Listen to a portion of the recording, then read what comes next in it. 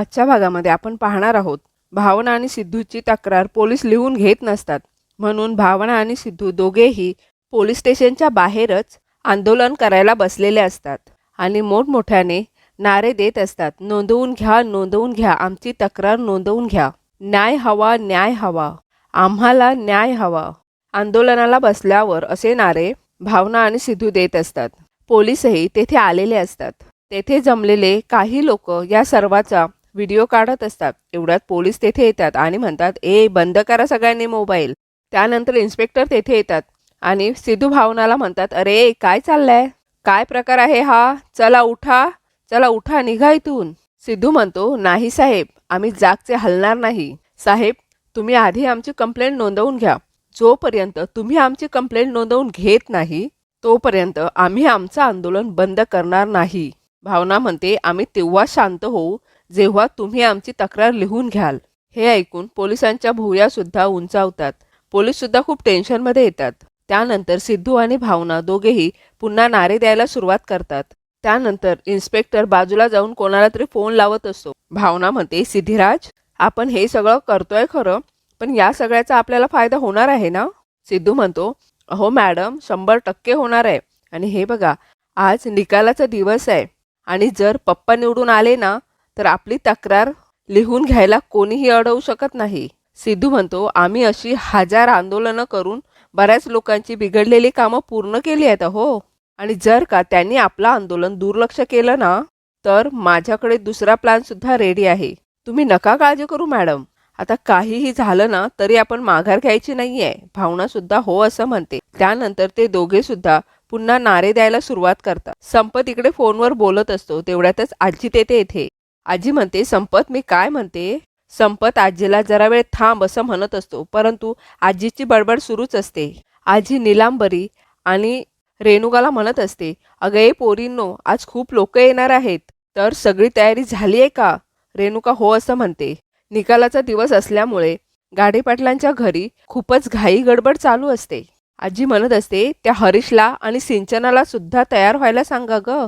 आणि हे घर जावई वगैरे प्रकरण आहे ना, ते त्यांच्यासमोर येता कामा नये, याची विशेष काळजी तुम्ही घ्यायची. इतक्यातच अधिराज तेथे येतो. अधिराज आपल्या वडिलांना म्हणत असतो, पप्पा पप्पा.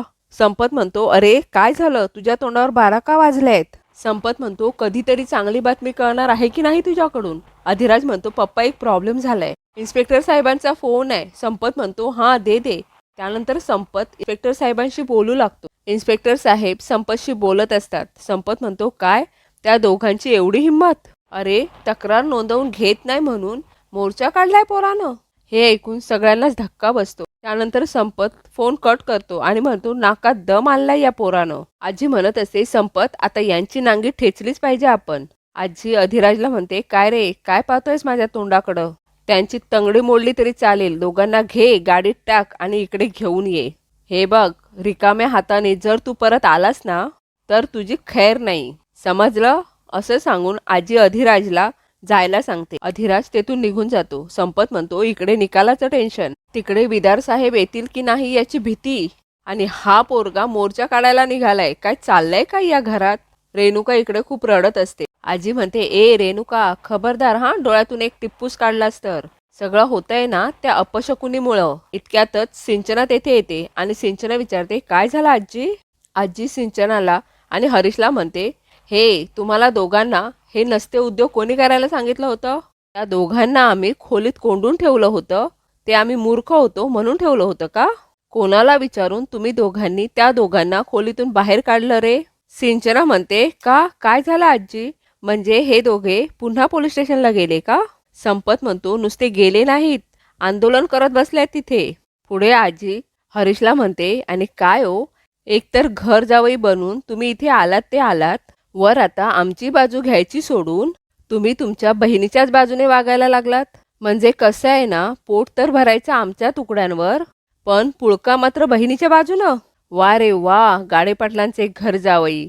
हे सगळं ऐकून हरीशला खूप वाईट वाटत असतं. पुढे आजी म्हणते, काय ग सिंचना, आणि काय हो गाडेपाटलांचे होणारे घर जावई? तुमचे आई वडील, तुमची ती आजी संस्काराचे नेहमीच ताशोरे पिटत असतात. मग हे असं गाडेपाटलांचे घरजावई बनून राहणं हे त्यांच्या संस्कारात कुठून बसतात बाबा? हरीश खाली मान घालून हे सगळं ऐकून घेत असतो. आजी पुढे म्हणते, अरे वा, हे काय आहे? म्हणजे दळवी कुटुंबाला माहीतच नाहीये वाटतं तुम्ही गाडेपाटलांचे घरजावई होणार आहे म्हणून. हरीश सिंचनाकडे बघत असतो. सिंचना काहीही बोलत नसते. आजी म्हणते, अरे वा, धन्य आहे सगळे. असं म्हणून आजी तेथून निघून जाते. आजीच्या मागोमाग संपत, रेणुका सुद्धा आत निघून जातात. नीलांबरी म्हणत असते, अरे वा, मला हे माहीतच नव्हतं की दळवी कुटुंबाला हरीश घरजावई झाला हे माहीतच नाही. आता मला काहीही करून ही बातमी दळवी कुटुंबापर्यंत पोहोचवायलाच हवी. सत्कारासाठी हार आणि श्रीफळ लागेलच की. जान्हवी इकडे काहीतरी विणकाम करत असते, परंतु ते तिला जमत नसतं. एवढा तेथे जयंत येतो. त्यानंतर जान्हवी जयंतला सांगत असते, जयंत, अरे आजीने मला हे शिकवलं होतं, एक उलट एक सुलट. अरे पण मी सगळाच गुंता करून ठेवलाय. जयंत म्हणतो, जमत नसेल तर सोडून दे. त्यानंतर जान्हवी जयंतला म्हणत असते, जयंत, आता आपल्या या घरात, आपल्या या आयुष्यात एक छोटंसं बाळ येणार आहे. किती गोड फिलिंग आहे ही. यावर जयंत म्हणतो, ॲब्सोल्युटली राईट. तुला माहिती आहे का, मी घरात वावरत असताना मला सारखं असं वाटत असतं की आपलं हे घर बाळासाठी सेफ आहे ना. म्हणजे सारखा हाच विचार असतो की सोफ्याचे कॉर्नर त्याला लागले तर, किंवा इथल्या स्मूथ फरशीवरून त्याचा पाय सटकला तर. जान्हवी म्हणते, हो ना जयंत, मला पण भीती वाटते. मी जर का पडले तर, किंवा झोपेत चुकून पोटावर वळले तर. हे ऐकून जयंत जान्हवीच्या तोंडावर हात ठेवतो आणि म्हणतो, असं काहीच होणार नाही, असं बोलायचं नाही. आणि त्यासाठीच तुझी आई इथे येऊन राहते ना. असं कधीच काही होणार नाही.